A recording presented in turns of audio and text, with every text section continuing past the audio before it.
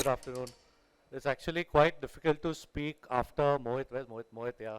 So I'll try to be as thought-provoking as he was with his soothing sound and the way he talks. I'll try my best. You can give me a pointers later on. But these are some tough shoes to, large shoes to fill coming after you. Give me the clicker now, please. Yeah.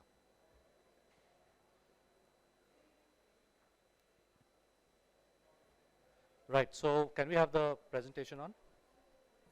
Right, so of course we're talking about interiors and wellness here, and Panch Tatva for interior spaces, in interior spaces.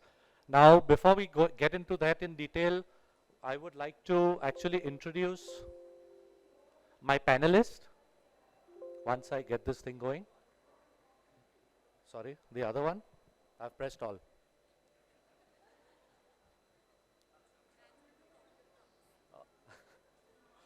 All right. So I'd like to introduce my first panelist, that's Rupesh Baid. Rupesh.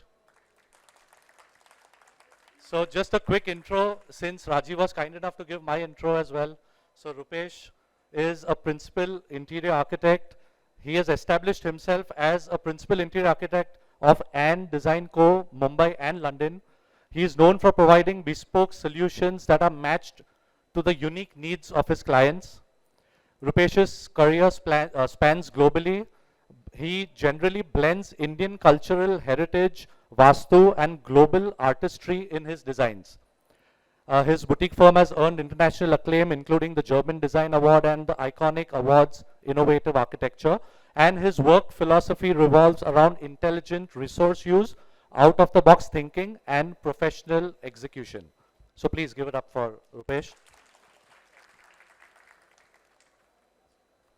Wherever. Yeah. Next up, we have all the way from Singapore, we have Priya Daniel. Priya, could you get up here, please? She is the founding principal of 5-Scale Design. Priya Daniel is an award-winning architect. She is the founding principal of 5-Scale Design, an architectural practice based in Singapore that designs and delivers projects at various scales and sectors across the globe. She brings with her several years of diverse international design and project experience in UK, Far East, India and Middle East, and yes, she is one of those who come for our jobs. Yes, and over the years, she has produced a portfolio of distinct identity encompassing mixed-use, industrial, infrastructure, urban design, residential and hospitality. And when not fueling her wanderlust, she creates commissioned artwork. I've seen it myself. She does a phenomenal job at that, and is a regular contributor to design magazines and a mentor to architecture students. Right. Next up, last but certainly not the least, we have Krish Kothari here with us. He is the Director of Creative Operations, come Krish, at KKD Studio, and they go by the tag of crafting, comfort, sculpting, luxury. We'll deep dive into that later on. And founded in 2016 in Mumbai, KKD stands as a distinguished award-winning ultra-luxury design and build studio. So we need to talk more about how you manage your design and build, because there are a lot of designers here who would probably, refrain from doing execution. But yeah, and of course his ability to redefine spaces with a fusion of global design sensibilities and exceptional local craftsmanship. So yes, guys, these are my panelists.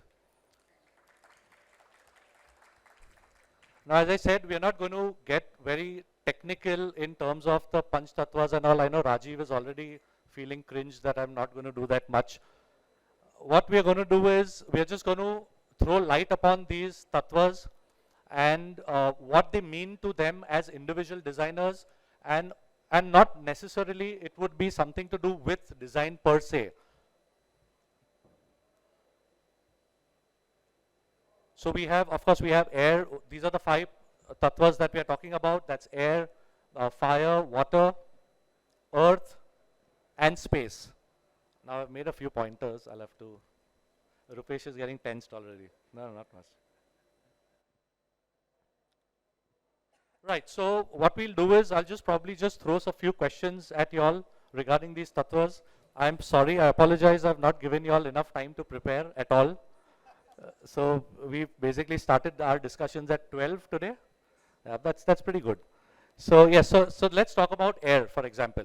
Now, when we talk about air, there is so many things that we can talk about, right? In terms of circulation, or in terms of there's a lot going on when it comes to the quality of air that we breathe. Mumbai is becoming the new Delhi. No offense to anyone from Delhi here, but it's a fact. And so, if y'all can just throw light upon that, I'll probably start off with you, Krish, if that's okay. And we'll need a mic for him.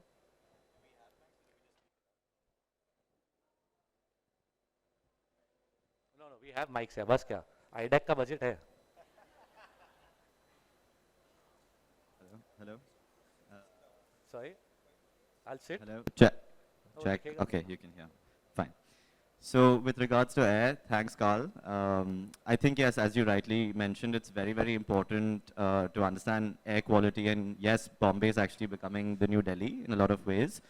So when we're all doing projects, especially since this talk is about wellness, it's very, very important for everyone to consider breathing good air quality, because when you're out in the day, you're actually breathing really, really, really terrible air quality with a lot of bacteria, and you don't have the necessary filters to filter it out when you're working in your 8 to 10, like 10 o'clock in the morning to like 8 o'clock at night.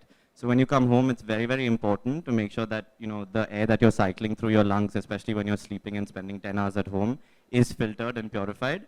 I think that's a very, very important thing that every designer should consider in all spaces, even commercial, even residential. Yeah. Okay. How about you, Priya? Any words of wisdom for that, for Still air? on air. Yes, we're still on air. Air, of course, I mean, we can survive without any of the other elements, but I think if you cut air, you can't live, right? So the air is the most important, I feel, and since we do architecture as well as interior design, we actually project this in terms of cross ventilation, or right from the roots of even orienting your building to even get the right wind directions, so that even the healthier quality in terms of filtering screens, or we do it right from concept design, and I feel it's most important even post-occupancy. Totally agree with you, because That's the safest answer to give. I like that. I learn from you. Right? It's true. All right. As you said rightly, because if you're doing architecture, if you're doing like any spaces, cross ventilation is very important, and definitely if air is there and light is, definitely I can add on light, because that gives a different energy to space basically. So whether if you don't have air, when you don't have proper light, so we have to create this basically details which can get the airs through the different medium. Basically, sometimes you do the apartment, if you don't get fresh air, so we put the mechanical system, to get the fresh air system. So like that, air and is very important for any space, whether apartment or any individual building. Okay. So we are not going to literally go like one point by point. I'm going to throw a couple of things out there to you as well. So would you tell me that air as a concept, have you ever designed a space keeping air as a concept, or any of these tattvas as a concept behind the design? Or is it that you design a space and you realize, हाँ यार ये तो fire जैसा है, चलो इसको fire बोल देंगे. I mean, it's how we generally do it, right? We come up with a concept and then we tell the client, then we build a story, a backstory as to why we reached that design concept to the client at times. We don't do it at TPA, I'm just saying in general. So yeah, any stories for that? See, Carl, I tell you, sometimes I totally agree with you. Again, I'm telling this same point. When you design any space, first, some clients say, I need certain space in certain way. And sometimes clients say, I want the space, good space. So while doing while doing the process of the designing any space and all that, all this thing comes automatically actually. Air, what you talk about Panch Tatva, space, fire, water, everything comes. So normally when you work process, like always you make the story later stage. Sometimes people make story before, some people make it story later stage. But Okay. definitely all these 5 elements is always there in the designing while designing space. All right. Okay. Yeah, Krish has something to, okay, both have something to say, that's good. No, I think I just want to touch upon the topic of when you talk about air and ventilation, we always try to figure out doing everything in terms of natural ventilation first, and then you go into the air quality of your air conditioning and everything. So of course, the main emphasis is on your, when you're doing natural ventilation, of course, I mean, maybe in countries like Singapore and everything, the air quality is better anyway. Yeah. But in terms, maybe in Mumbai and things, there are so many other aspects you need to do to filter even what comes externally to the inside. Right. So of course, first is, natural ventilation, making the quality of that better, and then going into your air conditioning, which has another connotation to environmental, reducing Okay. air conditioning loads and thermal effects, and we can go into much more detail All right. for air quality as well. Okay. You guys need to let us know if any of the panelists are not audible, if at all. Okay. Priya, Small room. you need to, I think you need to repeat that. No, I'm kidding. Sorry.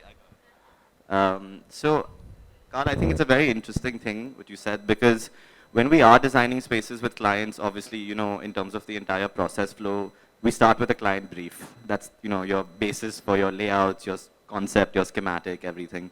But when we're doing a concept, as Rupesh also said, considering these 5 elements are actually innately going to happen anyways in a lot of cases. And it's difficult to kind of say that I'm going to stick to one as the theme when actually you should be incorporating all. Because ultimately when you're designing a space, like, we as a firm specialize in residential interiors specifically. We don't really do too many commercial projects. So when you're doing a residential space, the most important thing to understand is that today when everybody out here or everybody that has a home goes out in the morning, goes to work, finishes their day at work, they're constantly bombarded by social media, emails, texts, phone calls, and we live in literally like an ultra connected world today. And people don't realize, if you actually just take a step back, people don't realize how bombarded you are and how many neurons are firing in your brain, that when you come home, your idea of peace and tranquility the design of the space has to facilitate that, because it's very important that, when you come home, you rest, you hibernate, you sleep, you relax, because that is what's going to recharge you for the next day. So I think considering all of these elements are the most important thing, that one looks at when they're doing a concept. All right. All right. So we'll move on. In fact, I'd just like to tell you all something else as well. I had requested my panelists to be dressed as a particular Tatva, which I believe Priya is the only one who's gone with something. Are we looking at Earth? All right. And you all might be wondering who's here. Well, this is space. So we've kept this vacant because the gentleman who was supposed to come here, he took that literally that he might not have to wear anything. So he just didn't turn up. So now we just have this as the space Tatva. So we'll move on to fire. Now, when we talk about fire in the literal sense, right? I mean, we don't do homes which have these fireplaces and so on, at least here in Mumbai. You have these fake mantles, which your brilliant designers you all would create and stuff, but there's no fire there. But other than that, when they talk about fire being an element in design, I would just like to divert a little there. It's not about just the element that I'm talking about, the tattva, it's also about the peace of mind that you need. For example, let's say you're on site. And for me, fire would be somebody raging like this guy here on site. Even that is part of design, right, isn't it? So how do you all, so as I said, I won't want to really talk about just the design bit of these elements. How do you really mitigate when you get this kind of this fiery situation on site? Because Krish, I've been told that you are somebody who's absolutely calm and composed on site. You don't like people, you don't like the quarrels, you don't like the fighting, you don't like the abusive language here as well. Rajiv, please note. So yeah, so I was told that, so can you just tell us how do you manage to keep your composure on site? So the thing is that initially when I started off, I was not a very composed person. I was full of all the entire spectrum of galis that one can use on site. But later on, as I progressed, through my career, I realized that there's no point actually talking to anyone like that or even using that kind of language, because it only demotivates. And the whole purpose of having a quarrel with someone or trying to solve something is to solutionize something. So when you solutionize something calmly, and you keep your composure, it's always more productive and your efficiency increases overall towards the project. So, you know, even in the firm when we're on site and we have our project managers and project planners and designers freaking out at things that have gone slightly wrong, or this detail is incorrect, or this skirting, and they start getting into a quarrel with the contractor, I just tell them, look, tell him once, give him a deadline, or let him give you a deadline. Second thing is, if he doesn't follow that, give him a warning. The third thing is, let it be, and then don't use him for another project. You know, there's no point boiling your own blood about it, because there are a lot of contractors and vendors out there that are very good and can replace them. And, you know, there's only that much you can do. Yeah. So there's no point boiling your whole blood over it. Yeah. Yeah, that's So do you do meditation? You take meditation classes as well? I can enroll a bunch of people right here, including me. Thank you. I said it before you did. Yes. No, so I don't take meditation classes. I just work out really hard. Okay. And that's what keeps me calm. I take out all my frustration on a punching bag. Oh, is it? All right. Priya, are you this guy here on site? I would say 20% of the time because it's needed. Otherwise, you know, work never gets done. But I think the nature of our job is firefighting. We're always firefighting on site. I think that should be one of our hyphenates because there is always a problem. There's always, you know, nothing really runs smooth all the time. The nature of, at least on a construction site, I would say, because there are so many people involved, different disciplines, different, high expectations from clients, of course. So you're trying to manage everything. And of course, architects and designers, we're kind of like the mediator. So we need to make everyone happy. So like Krish said, of course, there's no point getting worked up about things. And I think me as a person, as well as you know, my team, we have a very solution-based approach. So if there's something that's really jarring out that, you know, it becomes too challenging, we'll just sit down, figure out a solution and try to, you know, work out the best way. And so there's no real need to actually get worked Fair up enough. about it. Yeah. Anything specific that you all would suggest to the young designers out here when it comes to fire? Because see, fire, we see so many. Yes, Krish. No, please do. It just came to my mind when you said, you know, jo developer ne diya wo theek hai. And actually, I think 2 years ago, 1.5 years ago, I finished 2 projects at Lodha Altamount. The fire safety systems were actually up to the mark, but the problem is that the MEP consultants that we had on board, when they analyzed it, they said it's acceptable as per law, but it's not going to be as effective as it should be. So we actually went and reworked the entire fire system, recharged the lines, put individual fire control panels in the house and enhanced it. And I think it's very, very important, especially in high rises. Yeah. So it just clicked when you, said No that. problem. Yeah. Not my client, but sure. Well, actually, I mean, we have the best of clients. I have one sitting in the audience as well, so let's skip that part now. Right, so now we move on to water. Water, any 2 bits on water in terms of wastage, most importantly in wastage. Like for example, here in Mumbai, the BMC doesn't allow developers to design bathrooms with bathtubs. They don't approve the plans because they know that's a lot of wastage of water. So what do you all think about the wastage angle of water in design and as a Tatva in design as well? Because you see these, at the end of the day, these elements also somehow correlate to Vastu, the biggest enemy of any designer, or a friend at times, but most of the times enemy. And these elements are very important for that as well. So even if you could talk about something design related for water and what you do to, you know, to safeguard the wastage as well. Anyone?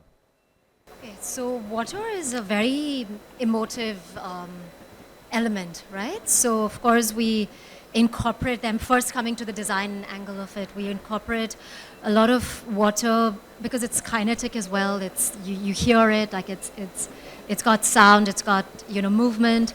So of course it's a very emotive element to, it's a mood enhancer, it kind of calms you down. So it's got, you can use it in different speeds, different ways.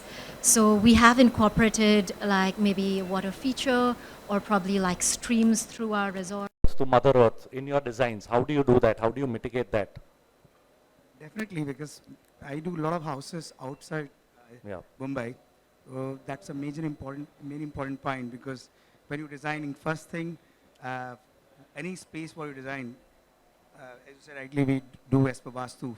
When Vastu comes, a lot of things come in indirectly all the punch that's all automatically go there. Correct. So we have to consider all the points while doing the any space layout and all that. So most of design, based on client brief, we try to give the connection between inside outside. So we'll see that the air, circulation, space, and how can connect the inside space to outside space. Okay. So you will see definitely our designs, we always keep in mind that particular thing, like, very important. All right. And Krish, you do a lot of apartments in Mumbai, so you don't get the luxury of coming to Mother Earth anytime soon, right? In that sense. So what you probably have is these large decks, and that's what you deal with them. So how do you try to make the client in contact to Mother Earth, with Mother Earth, in a high rise?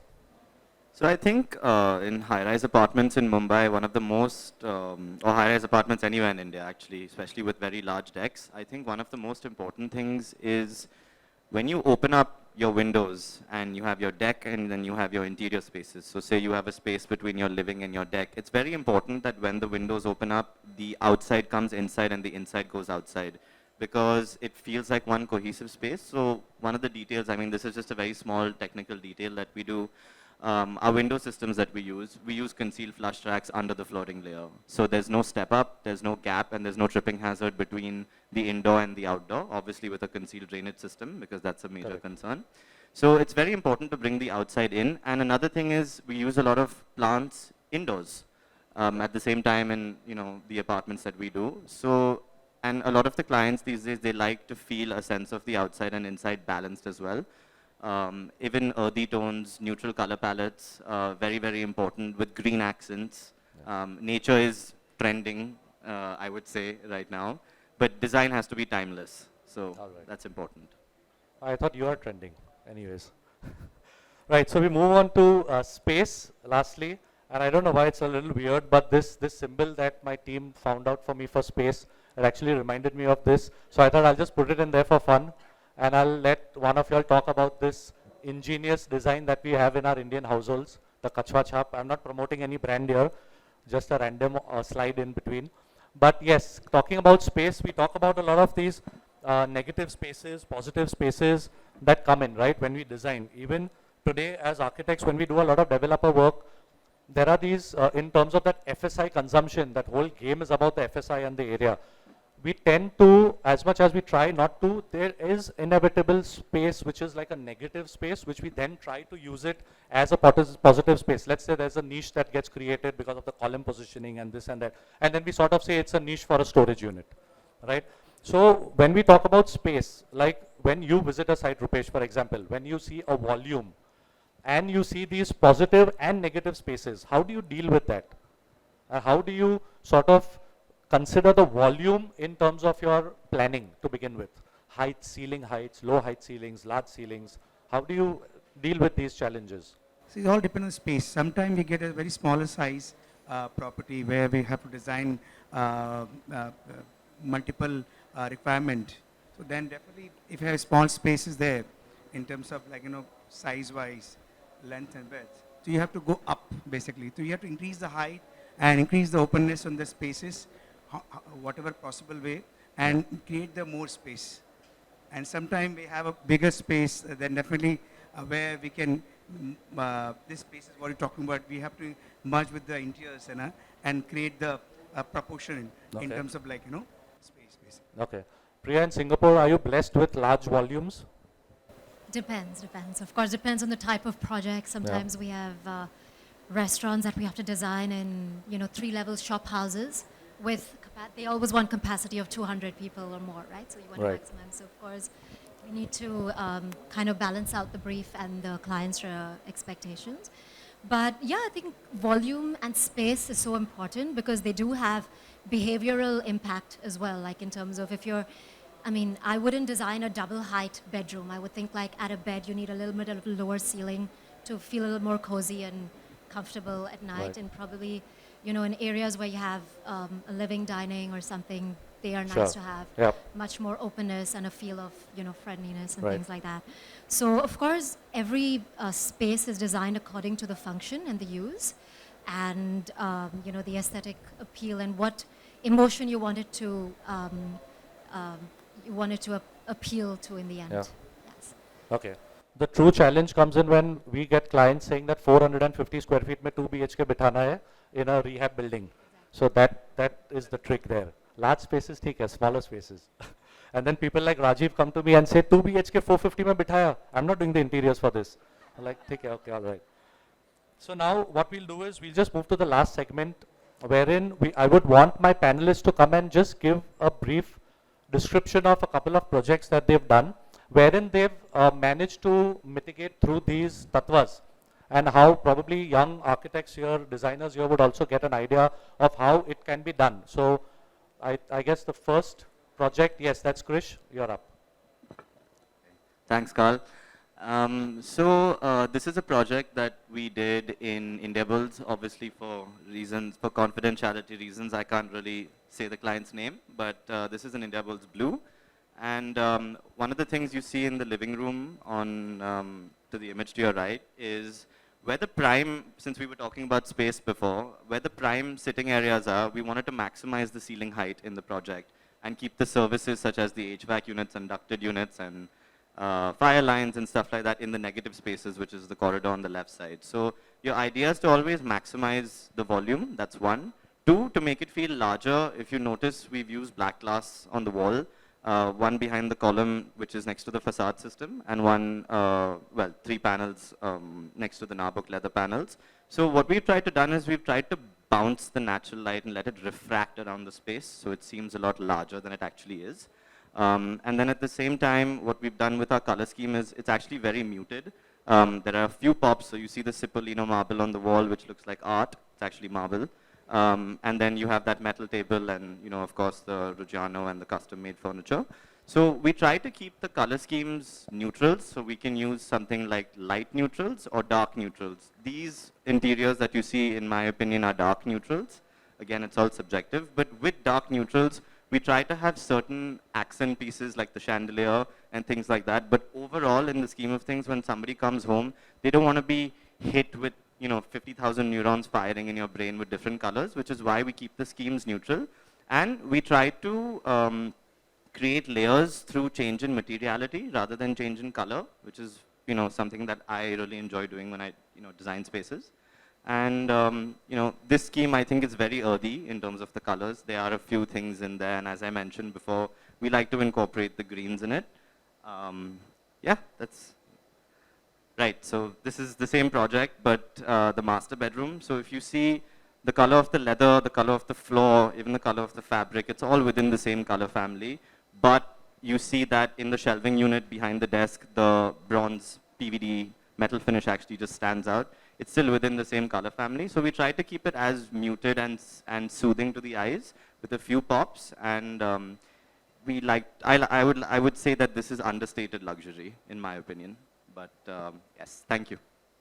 All right, so be honest, did you come up with this material palette and then come up with a backstory that I wanted to go for the earth tattva?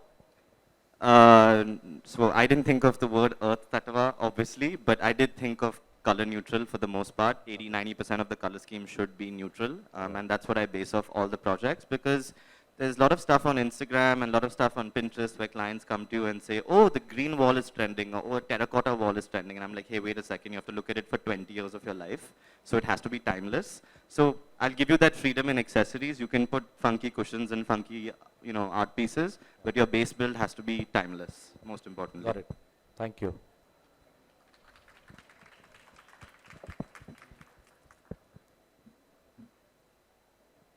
Up next, we have Rupesh.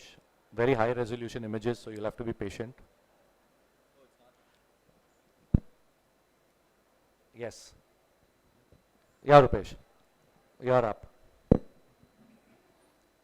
this was built in almost 9 years old project, which I built in Rupesh. I think your city.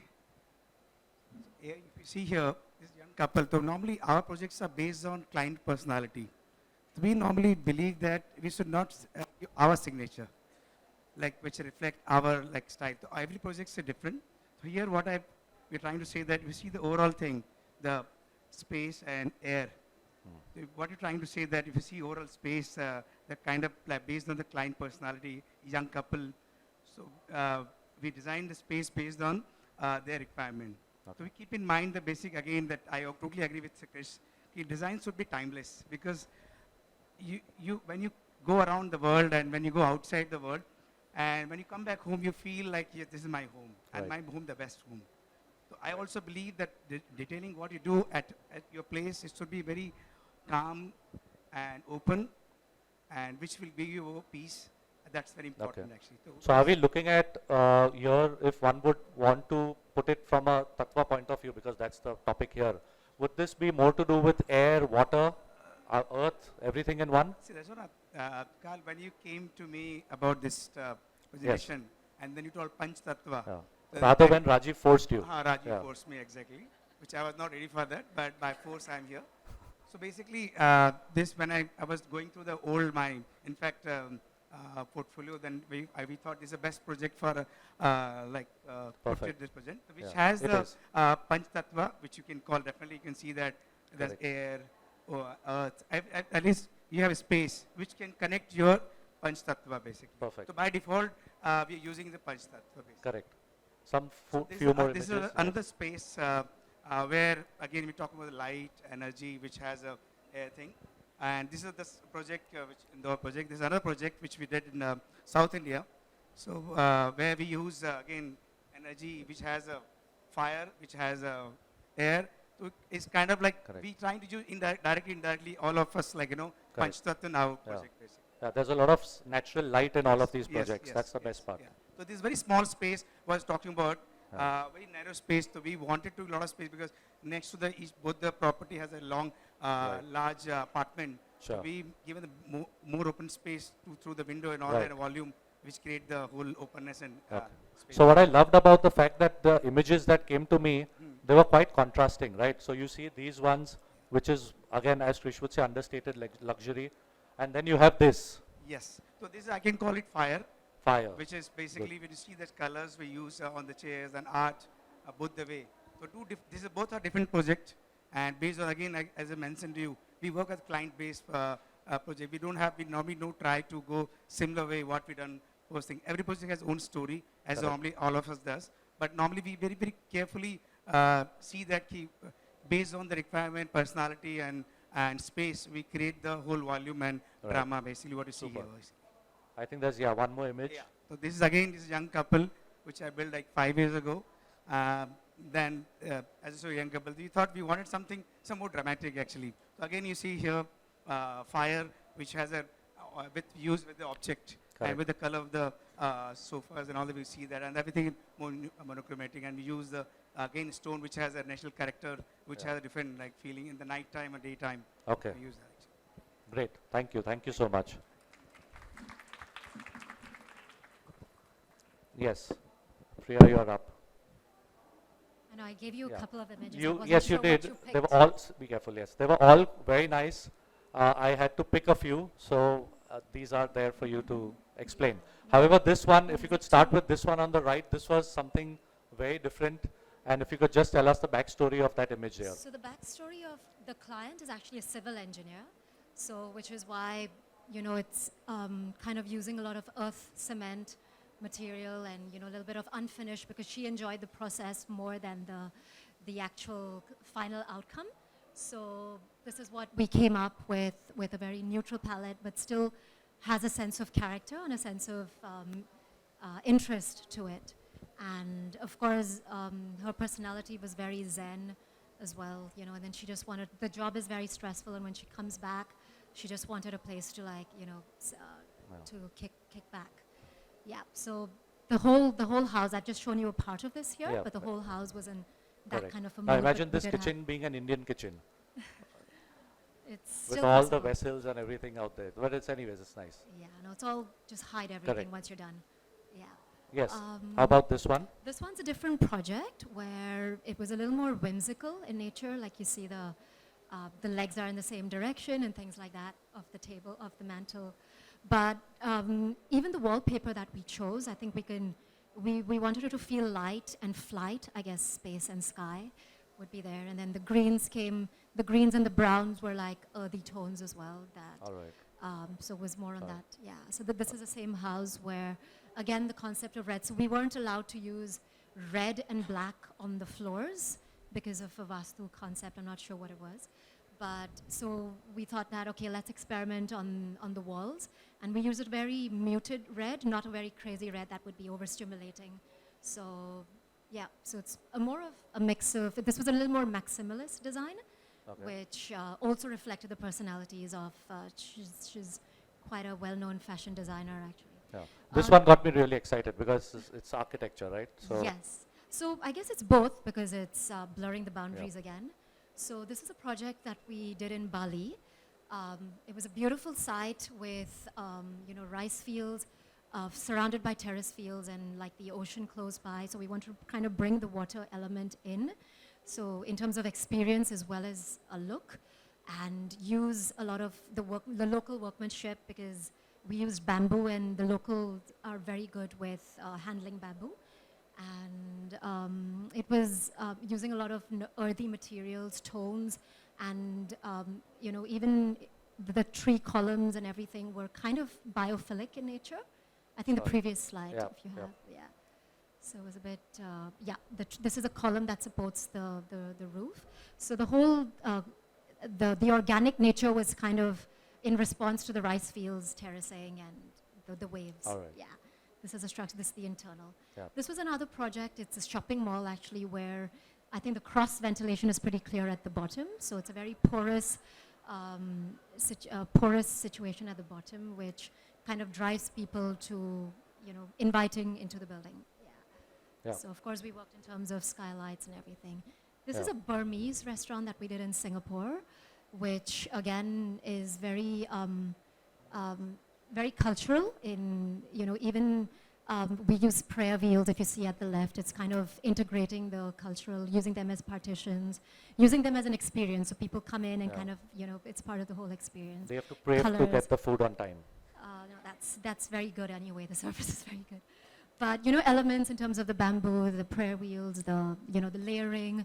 So we try to bring quite a few of the elements in terms of a narrative way as well. Even the mandala, I think Burmese culture as well is very Zen. So it was easy to bring that, but of course the challenge came in like mixing colors as well with it to not overstimulate people. Yes. All right, so I guess that's it. I would like to thank my panelists for removing the time here. Thank you, Rajiv, for giving us this opportunity to speak about the Panch Tattvas, and unfortunately we've taken too much time, so you won't be able to do your thing now. So please. Right, so thank you everyone. I hope you all enjoyed it as much as we enjoyed doing this for you all. Thank you.